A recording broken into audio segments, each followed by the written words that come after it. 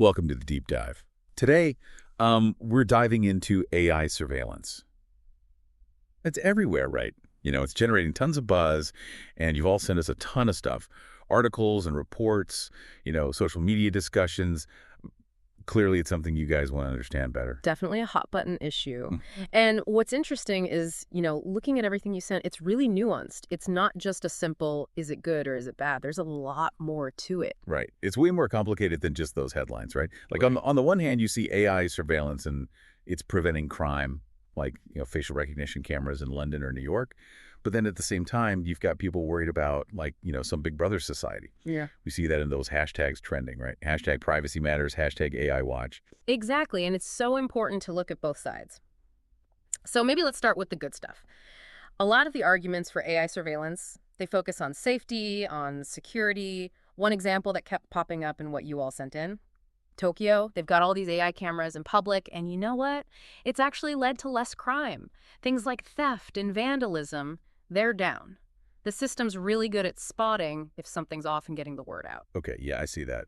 If it's actually stopping crime, maybe even saving lives, you can't just ignore it. Oh. But then there's the other side of it, right? The whole data misuse thing. A bunch of the reports, they talk about how this tech could be used for, well, bad things, going way beyond what it was supposed to do. Absolutely. That's where it gets tricky. You highlighted Dr. Jane Smith. She's a cybersecurity expert, and she thinks AI can be a real force for good, keep us safe, but it has to be done responsibly. She's really big on oversight, regulations to prevent abuse.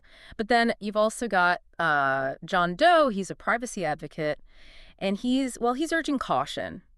Really worried about unchecked surveillance. What happens to individual freedoms if we're not careful? Wow. So two experts, two very different opinions. One's hopeful, the other sounding the alarm. Seems like finding that balance, that's going to be key as AI gets, more and more powerful. Yeah, finding that balance is the big question, right? And it's probably going to look different depending on where you are in the world. What's interesting is how different countries are approaching this whole thing. Some, they're all in on surveillance. Others are, well, more cautious, more focused on, privacy. Okay, so let's get into that. You Yeah. mentioned some different approaches, right? Like from the stuff we got. Yeah. China, for example, they're often held up as like the example of a country that's just embraced AI surveillance. They use it for everything. Public safety, sure, but also one article even called it social management. Like they've got a social credit system, right? Uses data to, well, judge how people are behaving. That's definitely different from what we see, in a lot of other places. Yeah. What about like other parts of the world? How do they compare? Well, you've got Europe. They tend to be way more cautious. Like they've got that GDPR thing, the General Data Protection Regulation. It's all about data privacy, individual rights. So they're trying to walk that line, benefit from AI, but also protect people's privacy. Makes sense. So where does the U.S. fit into all of this? Are we more like China or Europe or? It's kind of hard to say. We're somewhere in between, I think. Like, we use AI for law enforcement, national security, for sure. But people are definitely getting more and more worried about, their privacy being violated. And we don't really have clear rules, federal regulations for all this. Some states, some cities, they're trying to address it. But it's a real mixed bag right now. So globally, it's all over the place, huh? Which brings us to, I think, a really important part of this whole discussion, the ethics of it all. Mm-hmm. And one thing that kept coming up over and over is the question of bias. Yeah, that's a big one. Some of what you sent, it talked about how facial recognition, for instance, it doesn't work as well for people of color. For women, it makes more mistakes. So obviously that's a huge concern. Could lead to discrimination, people being unfairly targeted. Yeah, I mean, if the technology itself is biased, then the whole idea of using it for, like, safety and fairness, that goes out the window, doesn't it? Exactly. Raises the question, how do we make sure these systems are built and used in a way that doesn't just make existing problems worse? It feels like we're just starting to even understand these ethical challenges. But one thing's for sure, this is a conversation we need to be having right now. Yeah. And everyone needs to be involved. Couldn't agree more. The more we know about AI surveillance, the good and the bad, the better we can, shape how it develops and how it's used and make sure it benefits everyone. One thing that wasn't really talked about in what you said was AI surveillance at work. That's something we should think about, right? Well, that's a good point. I mean, as AI gets smarter, it's not hard to imagine bosses using it to, like, track how productive their employees are, Yeah. where they go, what they say. Exactly. Opens up a whole other can of worms. Employee rights, privacy, the potential for things to get well, abused. Mhm. We definitely need to consider that as AI keeps changing. So, listener, what do you think? Where do you stand on this whole AI surveillance thing? There's no easy answer, is there? We've seen how it could be good, stop crime, keep us safe, but we've also seen the risks, right? Privacy violations, bias, all of that. It's messy and it's changing so fast. One thing that really wasn't explored much in the stuff you sent us is how this might change how we interact, our social relationships.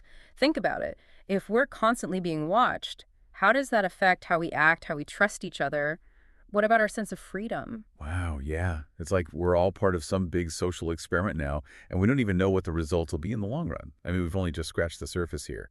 But hopefully this deep dive has given you a better idea of just how complicated AI surveillance is Yeah. and how it could change our lives. It is, isn't it? It's fascinating that point you made about the social impacts. We talk about crime going down or data being collected, the stuff that's easy to see. But what about how we act? How we change in the long run? That's important too. You know what really stood out to me from those social media discussions, I mean? It's that feeling of being watched all the time.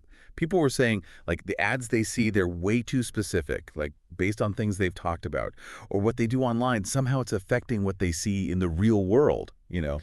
It's that, what did one of the articles call it? A chilling effect. Like, even if nobody's actually watching us at that moment, just knowing they could be, it changes us. We hold back. We don't do things we might So otherwise. we end up, what, policing ourselves, like Right. we're Big Brother now. Yeah. And which brings up something else, right? Who controls all this data? I mean, it's a lot of data. Right. One of the reports, it really dug into that. Who has the power here? And it's mostly like a small group of these huge tech companies. They're the ones collecting it. They're the ones in control. Okay, so then what about us, regular people? Do we have any say in how our data is used? Or are we just along for the ride? That's a good question and a valid concern. And it goes beyond just those ads that, follow you around. Think about it. AI is being used everywhere now. Yeah. Healthcare, finance, even education, all these areas that affect us, like directly. You're right. Like I was reading about hospitals, right? They're using AI to look at patient data, try to figure out what will happen to them health-wise. And yeah, that could be great, personalized medicine. But what about privacy? What about discrimination? Is that a risk? Big time. One of the articles talked about this algorithm. It was supposed to help decide how healthcare resources are used, right? Sounds good on paper, but it ended up unintentionally like hurting patients from certain backgrounds, poorer communities mostly. So yeah, we need people involved, oversight, constant checking to make sure these systems aren't, making the bad stuff worse. Right, because these algorithms, they're not neutral. However they're built, whatever data they learn from, if that data is messed up, the algorithm's going to be messed up too.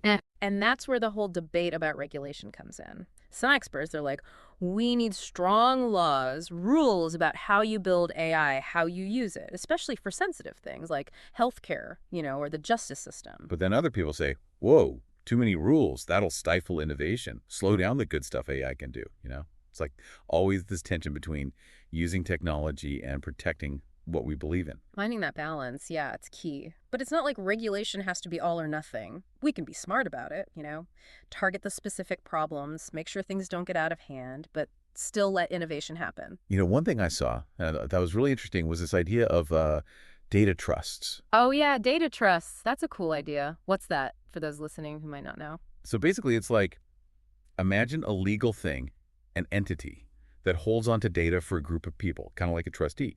The point is to give people more say in how their data is used, make sure it benefits them, and that it's used in a way they agree with, ethically. That's really smart. It could like change the whole power dynamic, give people more control, more agency. And it's not just like some theory. There are places trying this out in healthcare, transportation, all sorts of things. That's great to hear. It means people are really trying to find solutions, right? Balance the good AI can do with protecting people and making sure things are done right. Speaking of which, I think something we need more of is public education, making sure people understand this stuff. Totally agree. This can't just be a conversation for, the politicians and the tech people. Right. Everyone needs to get what AI surveillance means, what it could do, good or bad, how it could affect their lives. Exactly. Give people the knowledge, the tools to think critically so they can participate. Ask the hard questions, fight for what's right. It's interesting, isn't it, how different people Different generations see this, Hmm. like younger folks. They grew up with the internet, social media. Their idea of privacy, surveillance, it might be totally different from, older generations. That's so true. And it shows why we need to talk to each other, across generations, share our experiences, what we've learned. This all makes me wonder, though, are our laws, our ideas about what's right and wrong, are they even ready for this? AI is changing so fast. Do we need to rethink what privacy even means in this new world? That's the big question, isn't it? Our laws, they're mostly built on the idea that we can control our own information. But AI, it can guess things, predict things, connect the dots in ways we never thought of. So, yeah, that old idea of privacy, it might not work anymore. That's a whole new world, and we don't even know what it'll look like in 10, 20 years. Hmm. Especially those social impacts we talked about. Brave New World is right. And it's up to us, all of us, to decide what part AI surveillance plays in it. We got to talk about it, the good and the bad, and make sure we're shaping this technology, not the other way around. We can't just sit back and watch it happen. We got to be involved, and that's where you come in, listener. Think about it. What level of surveillance are you okay with?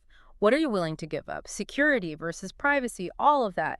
And how are you going to make your voice heard? This is important. It really does feel like, we're at this crossroads. Like, one way, AI could make our lives amazing, but the other way, we lose our privacy, our control, and we end up in this society where we're always being watched, judged. Exactly. And the decisions we're making right now, they're going to decide which way we go. And one place where this is like really intense is law enforcement, using AI to, police us. Yeah, for sure. Predictive policing, facial recognition out on the streets. Yeah.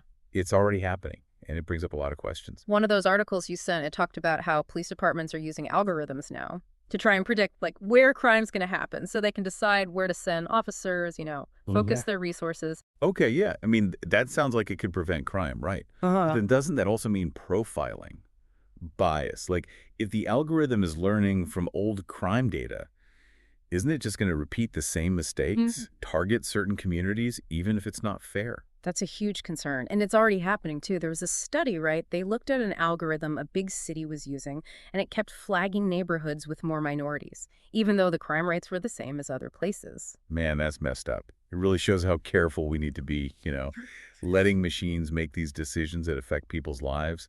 We got to have oversight, accountability. We can't just trust the algorithm blindly. Absolutely. And it's not just about the algorithm itself, it's how it's used. Even if the algorithm's perfect, people can still use it in bad ways, discriminatory ways. Yeah, one report talked about how facial recognition's been used to, like, identify protesters at, rallies and stuff. Track them. That's scary, right?